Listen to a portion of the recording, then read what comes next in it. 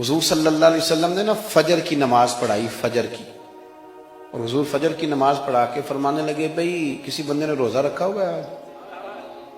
حضرت عمر کہتے ہیں رات کو میرا ارادہ تھا رکھوں، پر سویرے پھر میں نے گرا دیا، نہیں رکھا۔ حضور نے دوسری دفعہ پوچھا بھئی کسی نے روزہ رکھا ہے؟ تو حضرت صدیق کے اوپر نے ہاتھ کھڑا کیا، عرض کی یا رسول اللہ میں نے رکھا ہوا ہے۔ آپ حکم نہ دیتے تو نہ بتاتا، پر روزہ رکھنا بھی آپ نے توجہ دلائی ہے تو حکم بھی آپ کا بتاؤ تو بتا دیا ہے۔ حضرت عمر کہتے ہیں حضور نے فجر کی نماز پڑھائی، فجر کی۔ دوسرا سوال پوچھا بھی کسی نے کسی بیمار کی تیمارداری کی ہے؟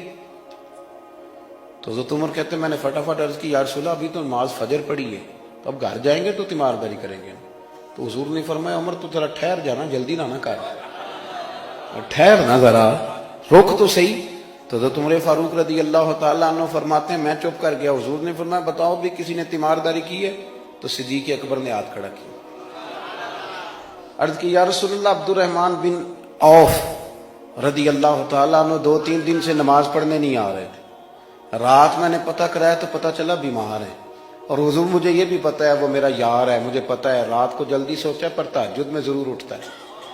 تو حضور میں بھی ذرا فجر کا وقت جلدی اٹھا ہوں تو فجر میں آنے سے پہلے عبد الرحمن ابن عوف کی تیمارداری کر کے آیا ہوں۔ حضرت عمر کہتے ہیں میں نہ ہلکا ہلکا ڈھیلا پڑ گیا۔ حضور نے تیسرا سوال پوچھا، فرمایا کسی نے کسی مسکین کو کھانا کھلایا ہے؟ کھانا کھلایا ہے کسی مسکین کو؟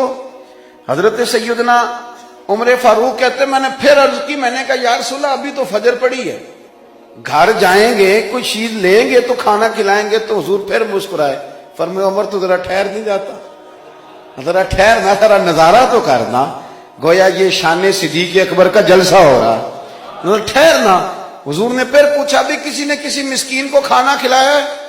تو حضرت عمر کہتے ہیں لوگ سارے دائیں بائیں دیکھ رہے تھے اور میں چپ کے ابو بکر کو دیکھ رہا تھا، کہ مجھے پتا تھا کہ بولنا اسی نہیں ہے، اور دل میرا کر رہا تھا کہ کہہ دوں دیو جناب جواب، دل میرا کر رہا تھا۔ وہ سمجھ گئے تھے کہ سونا راضی کن کاموں میں، بس یہ نقطہ انہوں نے پا لیا تھا۔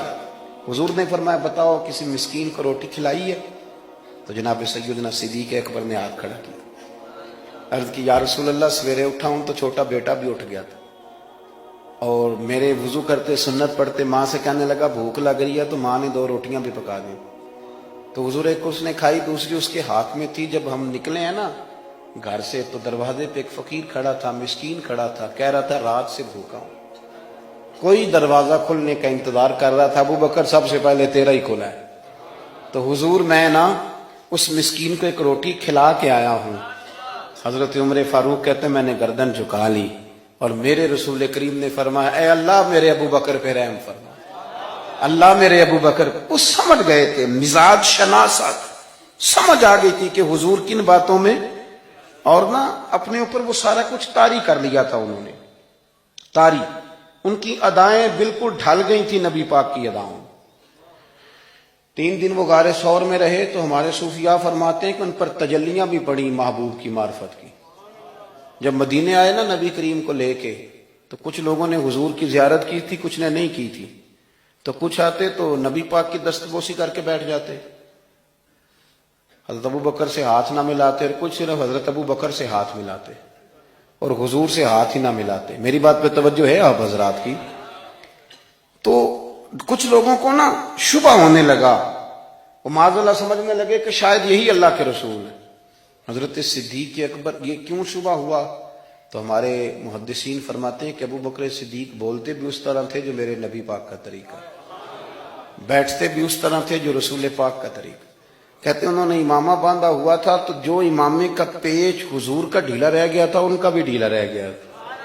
اس طرح اپنے آپ کو مزاج میں ڈھالا تھا، تو من شدی من تو شدم، میں اس طرح ڈھالا تھا مزاج میں، اس طرح کے کوئی فرق ہی نہیں نظر آتا تھا۔